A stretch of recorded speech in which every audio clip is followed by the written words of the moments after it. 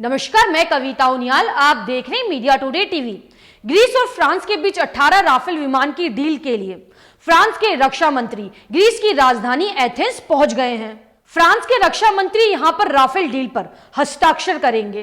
पड़ोसी देश तुर्की के साथ तनावपूर्ण संबंधों के बीच ग्रीस का ये फ्रांस के साथ समझौता काफी अहम साबित होगा।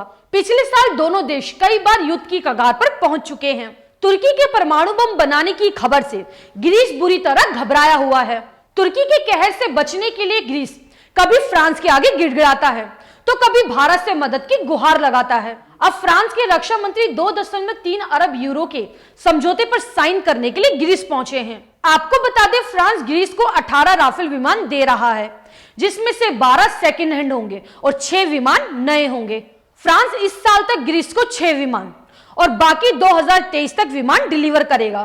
फ्रांस ने इससे पहले भी भूमध्य सागर में समुद्री सीमा पर हुए विवाद पर ग्रीस का साथ दिया था। दोनों देशों के बीच ये विवाद और भी ज्यादा गहरा गया था जब तुर्की ने तेल की खोज के लिए भूमध्य सागर में अपना जहाज भेजा था। हालांकि बाद में ग्रीस और तुर्की ने शांतिपूर्वक तरीके से इस विवाद को सुलझाने की कोशिश की थी, लेकिन एथेंस ने कहा कि वो अपनी सेना को अपग्रेड करने के लिए अरबों यूरो का ये अपना प्रोग्राम जारी रखेगा। वहीं तुर्की भी रक्षा क्षेत्र में नए नए कीर्तिमान रचता जा रहा है। तुर्की के ड्रोन्स और युद्धपोत की डिमांड भी दुनिया भर में बढ़ गई है।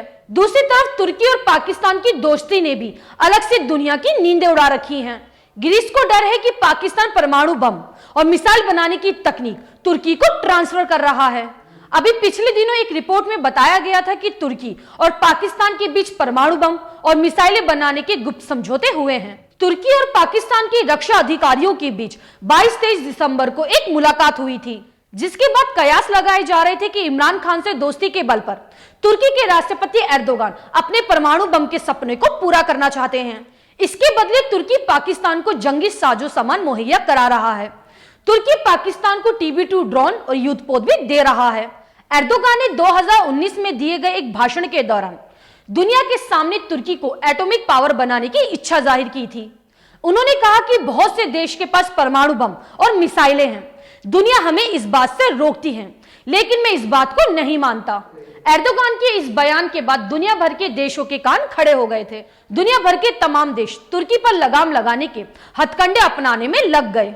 तुर्की ने जब रूस से S-400 खरीदने की बात कही थी, तब अमेरिका ने तुर्की को धमकाया, लेकिन तुर्की ने अमेरिका की एक ना सुनी और अमेरिका के प्रतिबंधों के बावजूद तुर्की ने S-400 के समझौते को जारी रखा। अब ग्रीस को यह डर सता रहा है कि तुर्की अगर परमाणु बम बना लेता है तो इसका सबसे ज्यादा नुकसान ग्रीस को होगा। इसीलिए ग्रीस भारत और फ्रांस से मदद की गुहार लगा रहा है।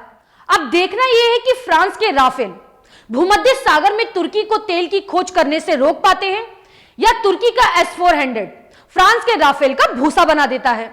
अब मिलेंगे अगली खबर के साथ। आपको मेरी ये न्यूज कैसी लगी मुझे कमेंट करके जरूर बताएं। शुक्रिया।